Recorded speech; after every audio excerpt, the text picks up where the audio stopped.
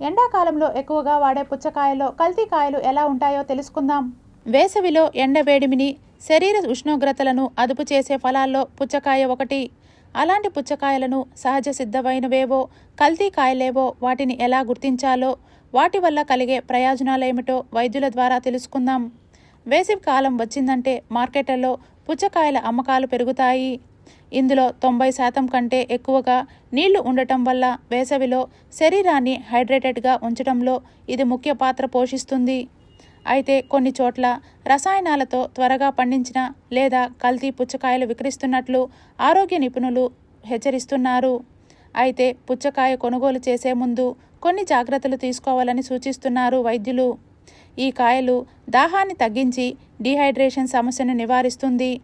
Vitamin A, vitamin C, anti ఆక్సిడెంట్లు వీటిలో ఉండటం వల్ల రోగనిరోధక శక్తి పెరుగుతుంది. గుండె ఆరోగ్యానికి మేలు చేస్తుంది. జీర్ణక్రియను మెరుగుపరచడంలో సహాయపడుతుంది. శరీరంలో వేడిని తగ్గించి అలసటను తగ్గిస్తుంది. సహజంగా పండిన పుచ్చకాయలో గుజ్జు గాఢ ఎరుపు రంగులో ఉంటుంది. అయితే చాలా ప్రకాశవంతమైన ఎరుపు రంగు ఉంటే అది రసాయనాల వల్ల కావచ్చు. సహజ పుచ్చకాయలో గింజలు నలుపు లేదా గోధుమ రంగులో ఉంటాయి. గింజలు తెల్లగా ఎక్కువగా ఉంటే అది పూర్తిగా పండలేదని అర్థం. చిన్న ముక్కను నీటిలో వేసినప్పుడు నీళ్లు ఎరుపు రంగులోకి మారితే అదంతా రసాయనాల రంగులే కావచ్చు. సహజ పుచ్చకాయ తీపిగా, తాజా రుచితో ఉంటుంది. కానీ వింత రుచిగా ఉంటే అలాంటి వాటిని తినకపోవటమే మంచిది. పుచ్చకాయపై పసుపు మచ్చ లేదా పచ్చిక ముదురు భాగం ఉంటే అది సహజంగా పండిందని గుర్తించవచ్చు. పుచ్చకాయ కొనుగోలు చేసిన తర్వాత శుభ్రంగా కడిగి కట్ చేయాలి. కట్ చేసిన తర్వాత ఎక్కువసేపు బయట ఉంచకుండా వెంటనే తినడం మంచిదని వైద్య నిపుణులు సూచిస్తున్నారు. కల్తీ పండ్లపై అప్రమత్తంగా ఉండటం ద్వారా ఆరోగ్యాన్ని కాపాడుకోవచ్చు అంటున్నారు వైద్యులు.